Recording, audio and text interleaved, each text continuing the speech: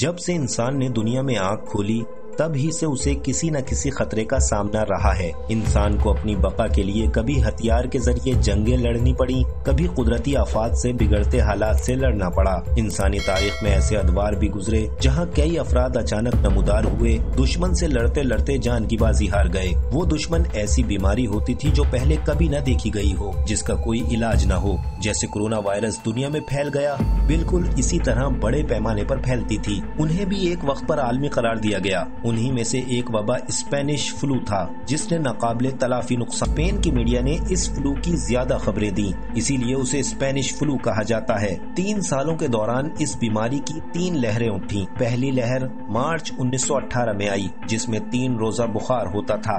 اس دوران شرح اموات کم تھی۔ دوسری لہر ستمبر 1918 میں اٹھی اور تیسری 1919 کے اوائل میں، جس میں بیماری نے شدت اختیار کی۔ پہلے نزلہ زکام ہوتا، پھر شدید نمونیا، گالوں پر بھورے رنگ کے دھبے پڑنے لگتے اور گلابی تھوک آنے لگتا۔ اس کے بعد کچھ کو سانس لینے میں دشواری اور ناک منہ سے خون آتا۔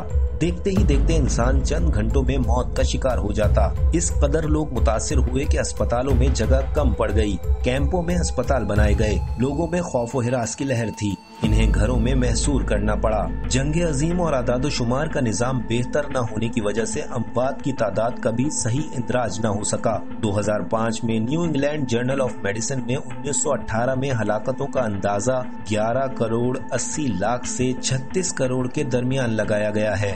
اس وقت دنیا میں موجود 20 سے 40% آبادی متاثر ہوئی۔ لوگ فلو اور نمونیا کی بیماری جانتے تھے، مگر انفلوئنزا وائرس سے ناواقف تھے۔ تحقیقات کے بعد 1930 کی دہائی میں معلوم ہوا کہ یہ وائرس H1N1 تھا، جو کہ کسی پرندے سے سور میں موجود H1N1 میں شامل ہوا اور جینیاتی تبدیلیوں کے بعد کسی انسان میں منتقل ہوا۔ اس کے بعد بہت تیزی سے ایک انسان سے دوسرے انسان میں منتقل ہوتا گیا۔ اس دوران 20 سے 30 سال کے نوجوانوں اور خواتین کے مقابلے میں مردوں کی اموات زیادہ ہوئیں۔ تحقیق کے بعد اس کی بڑی وجہ سائٹوکائن اسٹارم کو قرار دیا گیا۔ وہ یوں کہ ان کا مدافعاتی نظام بہت مضبوط تھا، جو کہ وائرس سے لڑنے کے لیے تیزی سے خلیات روانہ کر رہا تھا۔ اس دوران پھیپھڑوں کو آکسیجن جذب کرنے میں دشواری پیش آئی، جس کی وجہ سے موت واقع ہو جاتی۔ ہوا کچھ یوں تھا، امریکی افواج کے کیمپوں میں چینی فوجی بھی شامل تھے۔ چین کے لوگ انفلوئنزا کی بیماری سے پہلے ہی سے آشنا تھے۔ بیماری 1918 مارچ میں امریکی افواج کے کیمپ فنسٹن میں پھیلی۔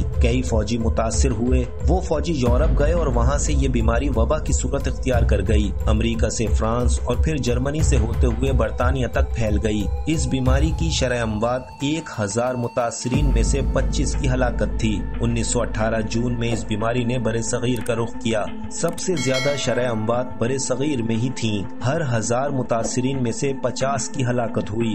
وہاں ہلاکتوں کی وجہ ایک تو جنگ عظیم کی وجہ سے ڈاکٹرز اور طبی سہولیات کا نہ ہونا تھا، دوسرا کوئی اس بیماری کے وائرس سے واقف نہ تھا، اور تیسرا یہ کہ یہاں کی آبادی سور کا گوشت استعمال نہیں کرتی تھی، اس لیے بھی لوگوں کا مدافعاتی نظام H1N1 وائرس سے ناواقف تھا۔